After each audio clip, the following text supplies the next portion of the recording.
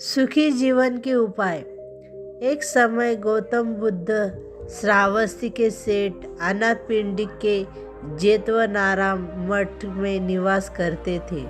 उस समय एक देव तेजस्वी व्यक्ति रात्रि में अंतिम पहर में पूरे जेतवन का प्रकाशित करते हुए भगवान गौतम बुद्ध से पास आए और उन्हें प्रणाम करने के पश्चात एक कोने में बैठ गए। उन्होंने भगवान गौतम बुद्ध से कहा कि मैंने भगवान से बहुत प्रार्थना की। बहुत से देवताओं और मनुष्य ने सुखी जीवन व कल्याण का स्मरण करते हुए मंगल कर्म के बारे में विचार किया, लेकिन हमें कोई मार्ग नहीं मिल सका। कृपया करके हमें वह मंगल कर्म बताने की कृपा करें जिनके करने से जीवन सुखी हो सके। इस पर भगवान गौतम बुद्ध कहते हैं कि मनुष्य को हमेशा क्षमाशील होना चाहिए। मनुष्य को उचित समय पर धार्मिक चर्चा करते रहना चाहिए। मनुष्य का जीवन तब पूर्ण होना चाहिए। चारों ओर सत्य का पालन करना चाहिए, न चाहिए वो मन निर्वाण की ओर रखना चाहिए।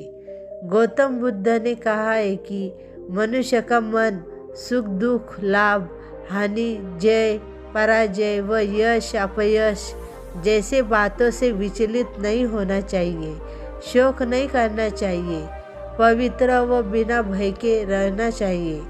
भगवान गौतम बुद्ध ने इस प्रकार मंगल कर्म बताए कि जिनका पालन करने पर मनुष्य का कल्याण एवं मंगल हो सकता है। आज से लगभग 2500 वर्ष पूर्व भगवान गौतम बुद्ध ने बुद्धत्व प्राप्त किया था। उस महान ज्ञान ने उन्होंने पाया था कि मनुष्य का जीवन दुखों एवं तकलीफों से भरा हुआ है।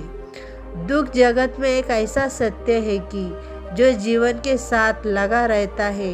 दुख के बिना मनुष्य के जीवन की कल्पना करना ही असंभव है। तीनों कालों में अस्तित्व में रहने वाले दुख को गौतम बुद्ध ने आर्य सत्य कहा है कि इसकी व्याख्या करते हुए उन्होंने कहा कि जन्म भी दुख है, बुढ़ापा भी दुख है, मृत्यु भी दुख है, शोक रुदन रोना पीटना, मन की खिन्नता व हैरानी भी दुख है, अप्रिय से मिलन, प्रिय से वियोग दुख है। मनुष्य जिसकी इच्छा करता है वह उसे नहीं पता तो दुख ही है, और जिसकी इच्छा नहीं करता वह मिल जाए तो भी दुखी है। इस प्रकार गौतम बुद्ध ने संक्षेप में दुख की व्याख्या की।